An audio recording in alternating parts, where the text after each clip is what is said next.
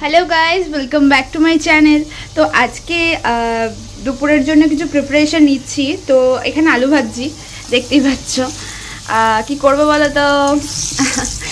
आज চিলি করব হচ্ছে पनीर। এখানে पनीर অলরেডি ম্যারিনেট করে রেখে দিয়েছি। এখানে वो जो 200 গ্রামের যে প্যাকেটটা পাওয়া যায় ওটা বাবাকে দিয়ে আনিয়েছি।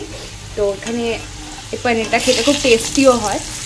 তো এখানে আলু ভেজে নিচ্ছি, তারপর পনিরটা যে ম্যারিনেট করে রেখেছি ওটা একটু ফ্রাই করে নেব। ফ্রাই করে তারপরে রান্নাটা বসাবো।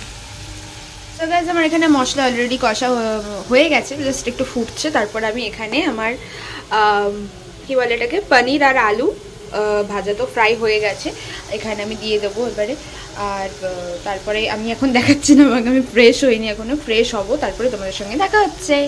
তো এখানে আমার মা বাবা বসে পড়েছে লাঞ্চ করতে, দেখতেই পাচ্ছ মা খাচ্ছে বাবাও খাচ্ছে। সো গাইজ এখানে আমি নিয়েছি ভাত আর তার সঙ্গে নিয়েছি 2 পিস পনির।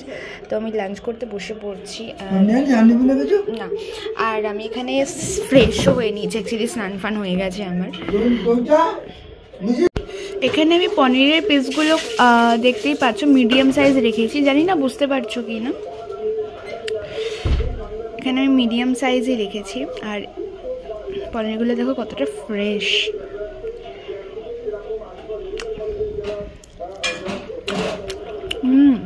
সো টেস্টি, দারুণ লাগছে।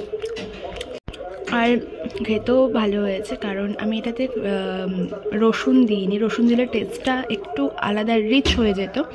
আমি পেঁয়াজ অল্প দিয়েছি, একটা গোটা পেঁয়াজ নিয়েছিলাম, বাট আমি হাফ পেঁয়াজ দিয়েছি আর একটা ছোটো টমেটো দিয়েছি। আর আদাটা আমি একটু বেশি করে দিয়েছি, যেন টেস্ট ওয়াইজ খুব ভালো হয়েছে, খানিকটা নিরামিষের মতো খেতে লাগছে। রসুনটা দিলে একটু রিচ খেতে লাগতো।